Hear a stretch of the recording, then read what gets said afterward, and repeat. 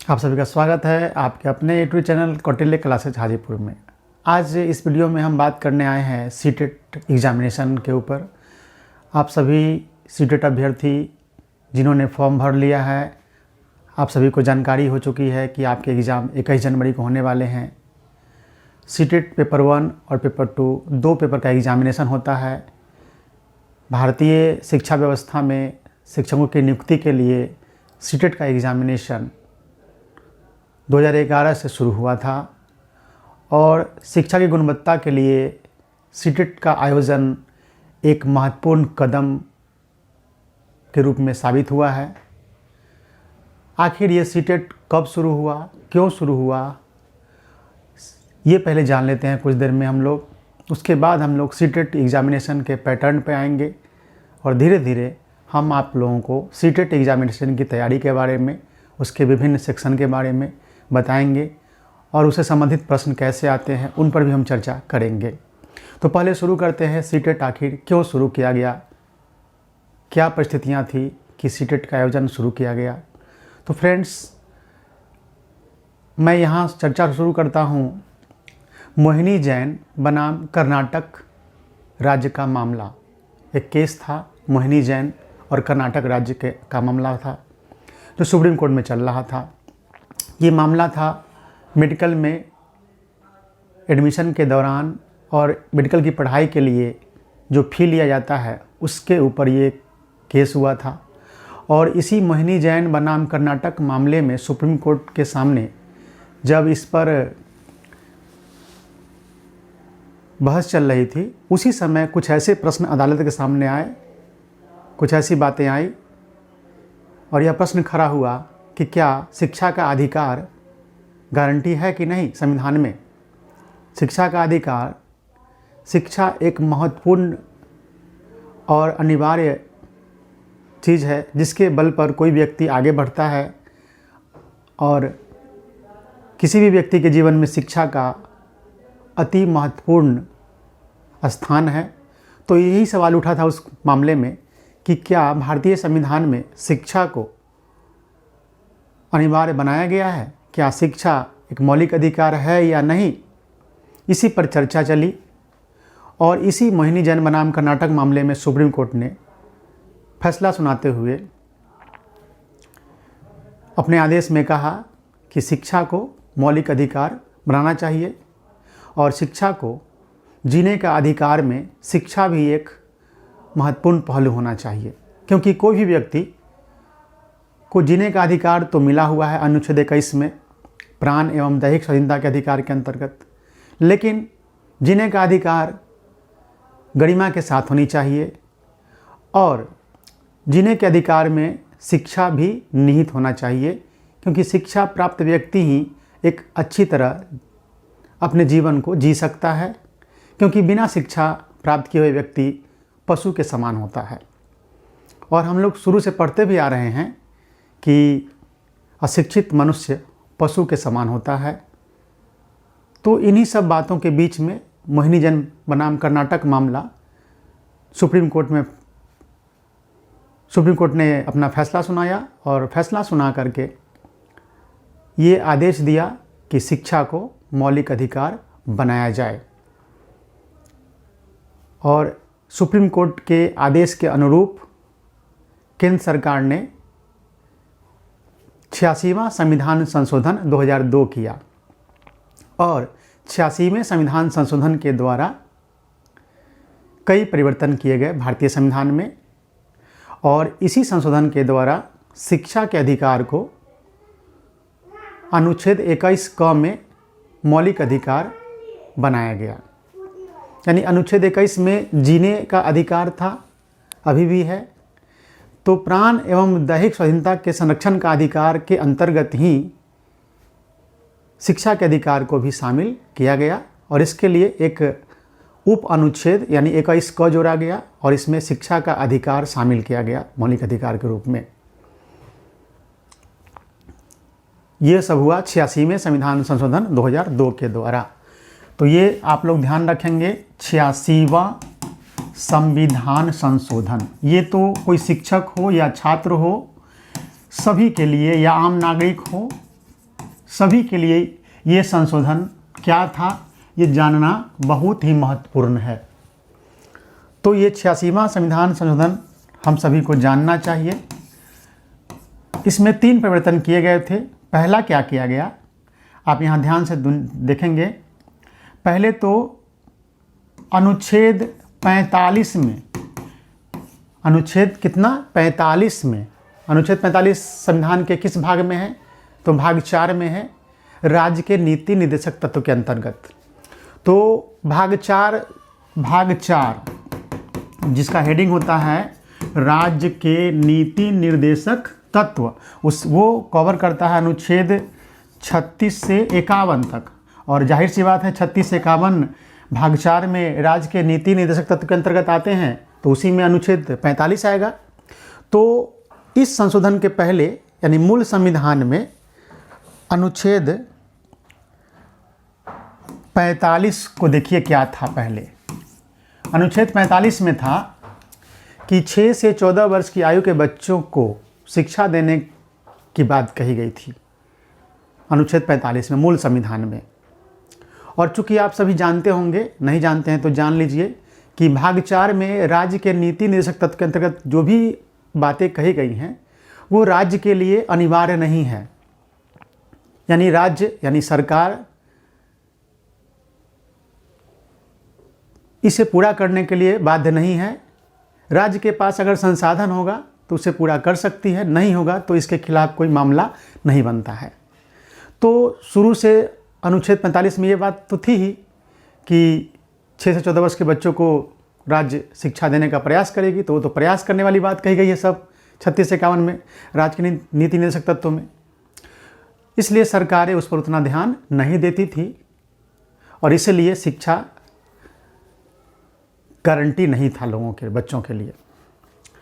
तो क्या किया गया 86वें संशोधन द्वारा, चूँकि आपने अभी जाना कि मोहिनी जैन बनाम कर्नाटक मामले में सुप्रीम कोर्ट ने आदेश दिया था कि शिक्षा को मौलिक अधिकार बनाइए, तो बनाना था। तो यहाँ से क्या किया गया, अनुच्छेद 45 में जो मूल संविधान में था कि 6 से 14 वर्ष के बच्चों को सरकार शिक्षा देने का प्रयास करेगी, इसको यहाँ से उठा करके हटा करके इस प्रावधान को लाया गया 21 के क में। चूँकि मौलिक अधिकार है, आप जानते हैं 12 से 35 भाग 3, तो यहाँ तक भाग 4 में था, तो ये तो सरकार पूरा कर भी सकती थी, नहीं भी कर सकती थी।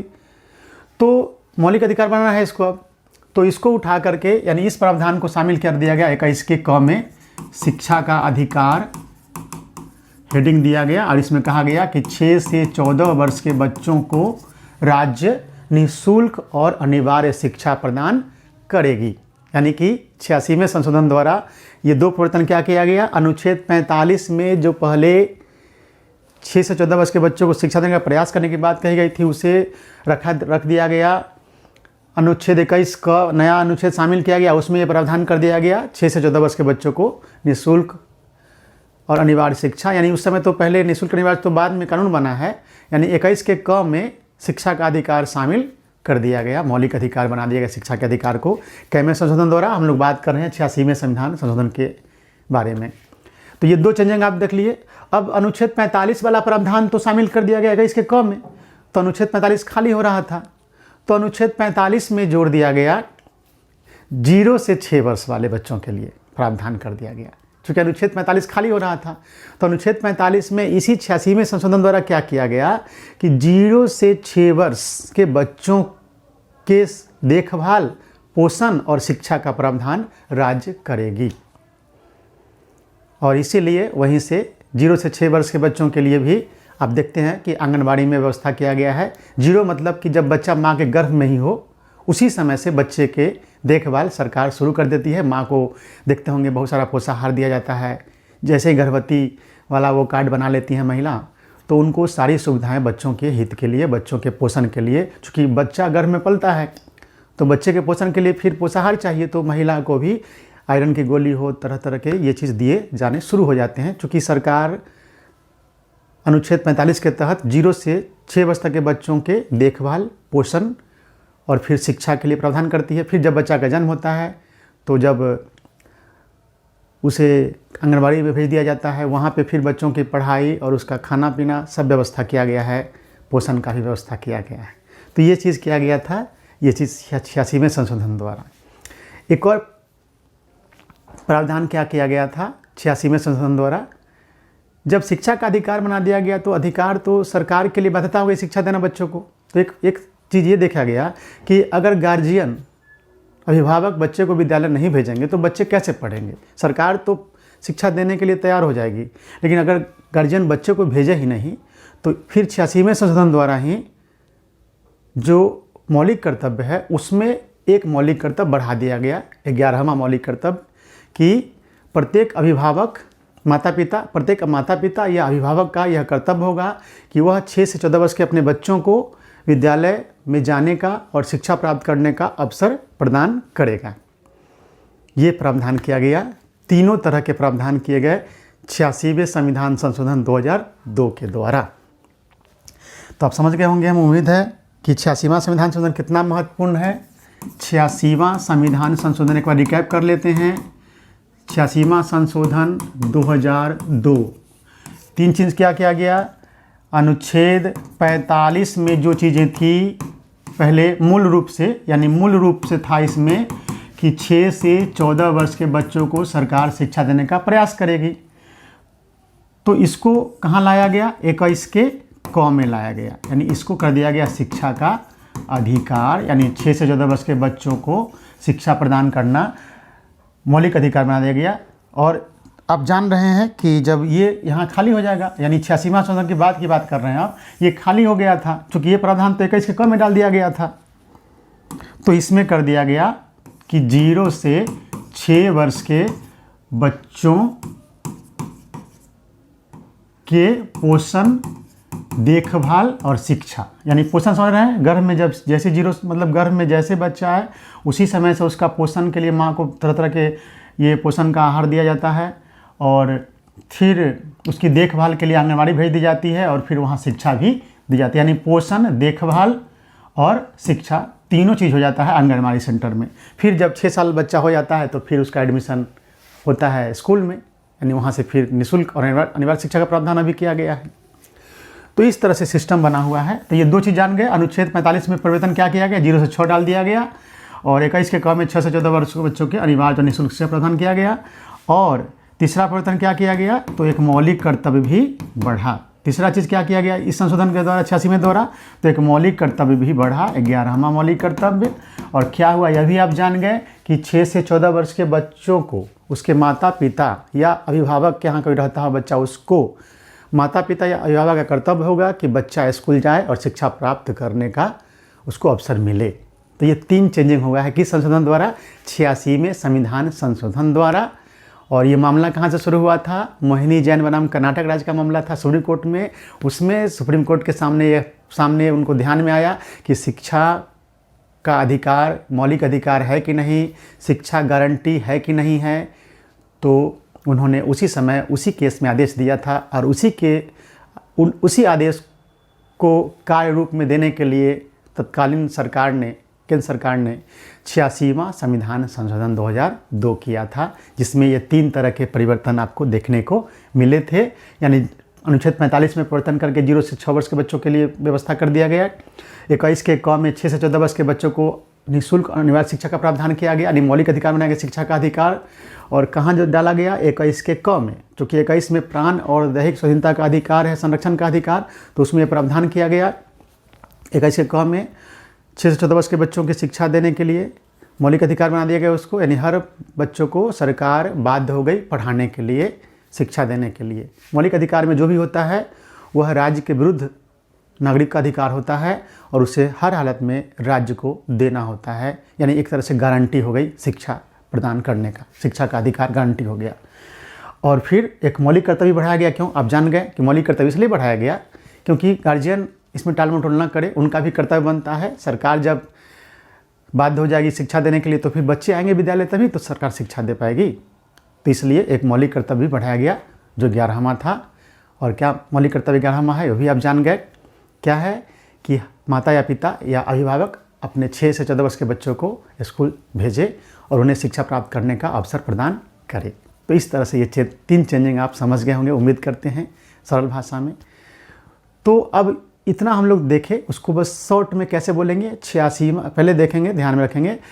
मोहिनी जैन बनाम कर्नाटक मामला, सुप्रीम कोर्ट 1992, सुप्रीम कोर्ट का आदेश हुआ कि शिक्षा एक महत्वपूर्ण चीज़ है, शिक्षा गारंटी होना चाहिए, इसे मौलिक अधिकार में शामिल किया जाए। और इसी आदेश के तहत 86वां संविधान संशोधन हुआ और 86 में संविधान संशोधन के अंतर्गत ही सरकार ने ये तीनों प्रावधान किए। 21 क में शिक्षा का अधिकार मौलिक अधिकार बनाया गया, क्योंकि जीने के अधिकार में शिक्षा भी एक अधिकार है। अगर शिक्षा प्राप्त कोई नहीं करता है तो उसका जीवन सफल नहीं हो रहा है। यानी जीने का तरीका, शिक्षा बहुत चीज़, शिक्षा से वो लोग जीने का तरीका सीखते हैं। तो शिक्षा बिना मनुष्य पशु के बराबर होता है, तो फिर जीने का अधिकार कहाँ है। इसलिए शिक्षा प्राप्त करना एक महत्वपूर्ण कदम माना गया और सुप्रीम कोर्ट ने कहा कि जीने के अधिकार में इसको शामिल कीजिए, तभी कोई व्यक्ति के जीने का अधिकार की रक्षा हो पाएगी। शिक्षा बिना जीने का अधिकार का कोई मतलब नहीं होता है। और 21 क में शामिल किया सरकार ने, आप जानते हैं 86वां संशोधन अधिनियम 2002 के द्वारा। और फिर इसमें क्या किया गया, 21 क जोड़ा गया और 0 से 5 डाल दिया गया अनुच्छेद 45 में, चूँकि पहले वहाँ था 6 से 14। और 11वां मौलिक कर्तव्य बढ़ाया गया, जिसमें कहा गया कि माता पिता या अभिभावक अपने 6 से 14 वर्ष के बच्चों को विद्यालय जाने का अवसर प्रदान करें। तो इस तरीके से 86वां संविधान संशोधन आपने देखा। अब अगला कदम समझते हैं। 86वां संविधान संशोधन 2002 में हो गया। 21 क में जोड़ दिया गया, संविधान में 21 क जोड़ करके शिक्षा का अधिकार मौलिक अधिकार, लेकिन इसे पूरी तरह से मजबूती के साथ लागू नहीं किया जा पा रहा था। इसमें सरकार सफल नहीं हो पा रही थी। तो अब जानते हैं, अब जानेंगे भविष्य में कि संविधान में कोई भी प्रावधान होता है उसको प्रभावी बनाने के लिए संसद कानून बनाती है। और चूँकि 2002 में लागू किया गया, 2002 में संविधान में 21 का जोड़ दिया गया, शिक्षा का अधिकार तो बना देगा मौलिक अधिकार, लेकिन इसको सही रूप से धरातल पर नहीं लाया जा रहा था, जिसकी वजह से मैंने बताया कि संविधान में जो प्रावधान होते हैं उसे और पूरी तरीके से मजबूती से लागू करने के लिए संसद कानून बना सकती है उस पर।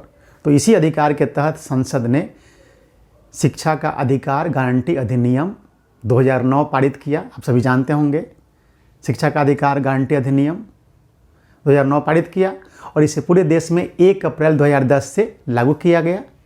और इसका सीधा सा मतलब यह हुआ कि शिक्षा का अधिकार जब जीने का अधिकार में शामिल है, और अगर किसी को जीने का, शिक्षा का अधिकार अगर सही ढंग से नहीं मिले तो सही ढंग से नहीं जी पाएगा। यानी यहाँ पे ये बात देखिए, समझिए कि ये हुआ कि शिक्षा प्राप्त अगर सही ढंग से नहीं करेगा बच्चा कोई, तो उसके जीने के अधिकार का हनन हो रहा है। और आप सभी जानते हैं कि पिछले वीडियो में भी देखा होगा, मेरे किसी वीडियो में, कि शिक्षा का अधिकार जो 21 में है और 20 में है अपराध दोष सिद्धि के संबंध में संरक्षण का अधिकार, इन दोनों अधिकार को तो किसी भी हालत में, यहाँ तक कि राष्ट्रीय आपातकाल में भी निलंबित नहीं किया जा सकता। इतना महत्वपूर्ण अधिकार है 20 और 21। और 21 में है जीने का अधिकार, और जीने के अधिकार में शिक्षा का अधिकार भी शामिल है। तो शिक्षा का अधिकार अगर सही ढंग से, प्रभावी ढंग से लोगों को नहीं मिलेगा, बच्चों को नहीं मिलेगा, तो इसका मतलब ये हुआ कि जीने का अधिकार का हनन हो रहा है। और शिक्षा अधिकार, सही से शिक्षा तभी मिल पाएगा, गुणवत्तापूर्ण शिक्षा तभी मिलेगी, और गुणवत्तापूर्ण शिक्षा मिलेगी तभी जीने का अधिकार सही ढंग से लागू हो पाएगा पूरे देश में। तो गुणवत्तापूर्ण शिक्षण के लिए और टैलेंटेड और गुणवत्तापूर्ण शिक्षक चाहिए। समझ रहे हैं ना बात। और इसलिए 2010 में जब 1 अप्रैल 2010 से लागू हुआ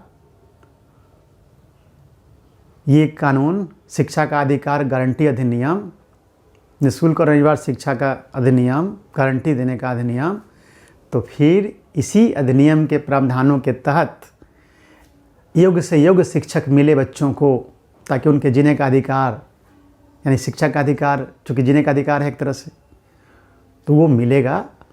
और इसीलिए सीटेट शुरू किया गया, सेंट्रल टीचर एलिजिबिलिटी टेस्ट, ताकि इस टेस्ट को जब पास करेंगे कोई शिक्षक तो वो सही ढंग से शिक्षक बनने का पात्रता हासिल कर लेंगे।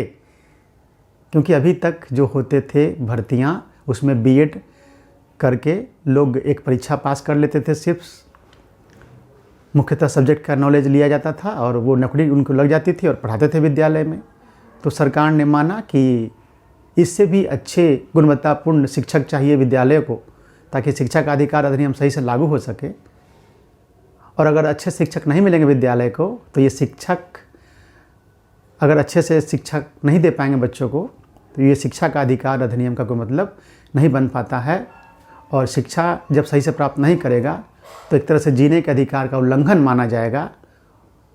और चूँकि जीने का अधिकार का अधिनियम अनुच्छेद 21 किसी भी हालत में उसका उल्लंघन नहीं होना चाहिए, इस संदर्भ में इसी बात को ध्यान में रखते हुए सीटेट शुरू किया गया। और 2010 में 1 अप्रैल से यह अधिनियम लागू है और पहला सीटेट अगस्त 2010 में सीटेट का प्रावधान किया गया।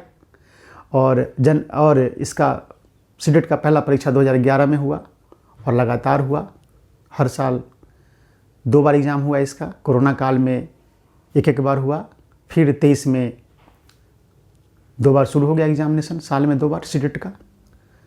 तो ये चीज़ होता है। सीटेट क्यों शुरू किया गया, आप समझ गए कि गुणवत्तापूर्ण शिक्षक बच्चों को मिले, ताकि उनके शिक्षा का अधिकार सही ढंग से प्राप्त हो। और शिक्षा का अधिकार सही ढंग से प्राप्त होगा तो जीने का अधिकार सही ढंग से लागू होंगे।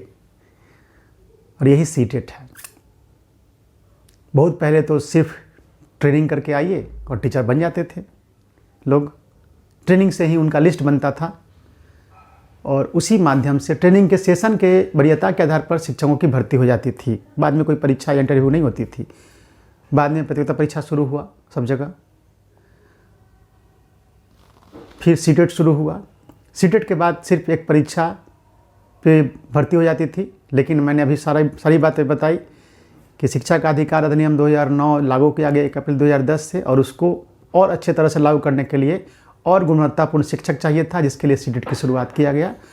और सीटेट का पहला एग्जामिनेशन 2011 में हुआ, जो लगातार हो रहा है। और इसी सीटेट के एग्जामिनेशन के लिए, अच्छे शिक्षक के लिए ये व्यवस्था बनी है। और आप सभी लोग सीटेट पास करने के प्रयास में लगे हुए हैं एक अच्छे शिक्षक बनने के लिए। और उसी प्रयास में मैं आपकी मदद करने आया हूँ, मदद करूँगा। सीटेट के बारे में तमाम बातों को मैं लेकर आऊँगा और आपको बताऊँगा कि कैसे सीटेट पास करना है, कैसे इसकी तैयारी करनी है, इसका सिलेबस क्या है, सिलेबस में कौन से टॉपिक को अच्छे ढंग से पढ़ना है। तो वीडियो ज़्यादा लंबा ना हो, मैं अपनी बात को यहीं पे ये कर रहा हूँ। और अगले वीडियो में मैं सीधे सीटेट पे आऊँगा कि सीटेट क्या होता है, कैसे शुरू हुआ है तो जान गए। सीटेट में कितने पेपर होते हैं, पेपर 1 कैसे पढ़ना है, पेपर 1 किन के लिए है, पेपर 2 में क्या पढ़ना है, पेपर 2 किन के लिए है। किन के लिए है तो सब लोग जानते हैं, फॉर्म भर लिए। पेपर 1 में कौन भर सकते हैं भी आप जानते हैं, पेपर 2 में कौन भर सकते हैं भी आप जानते हैं। चूँकि ताज़ा मामला सुप्रीम कोर्ट का आया है कि पेपर 1 में अब बीएड वाले नहीं जा सकते हैं, यानी 1 to 5 के टीचर नहीं बन सकते। तो जाहिर सी बात है पेपर 1 में डीएड वाले आएंगे सिर्फ, और पेपर 2 में डीएड और बीएड दोनों आएंगे। तो ये सब चीज़ तो आप सब लोग जानते होंगे। मैं अगले वीडियो में बताऊंगा सीटेट पेपर 1 की तैयारी कैसे करें। तो आप सब लोग हमारे साथ बने रहेंगे हमारे चैनल के साथ। और जिन लोगों ने अभी तक सब्सक्राइब नहीं किया है, प्लीज़ सब्सक्राइब कर दें। अगले वीडियो में मिलते हैं हम लोग। सीटेट पेपर 1 की तैयारी कैसे करें, इसके बाद पेपर 2 की तैयारी कैसे करें, ये दोनों पर चर्चा करके हम तैयारी कैसे करना है ये तो जान जाएंगे। क्या पढ़ना है, कैसे पढ़ना है, सिलेबस क्या है। तब हम लोग टॉपिक शुरू करेंगे। पेपर 1 का एक टॉपिक कोई विषय शुरू करेंगे, पेपर 2 का कोई विषय शुरू करेंगे, और हम लोग अच्छे से तैयारी करेंगे। और इस सीटेट का जो अभियान का जो सीटेट जो शुरुआत किया गया है सीटेट की, उसके उद्देश्यों को पूरा करेंगे। और आपस में सभी टीचर कंपटीशन करेंगे, सभी अभ्यर्थी, और जिनकी अच्छी पकड़ होंगी वो पास करेंगे और एक अच्छे शिक्षक मिलेंगे विद्यालयों को, और हमारा देश विकसित भारत बनेगा। तो धन्यवाद, मिलते हैं अगले वीडियो में। आप सभी का बहुत बहुत धन्यवाद। प्लीज़ आप सभी लोगों में से जिन लोगों ने मेरे वीडियो को देखा है और आप सभी को ये मेरा प्रयास अच्छा लग रहा है, तो कृपया सब्सक्राइब कर दें और हो सके तो अपने लोगों के साथ इस वीडियो को शेयर कर दे और उन्हें भी सब्सक्राइब करने के लिए, लाइक करने के लिए प्रेरित करें। धन्यवाद।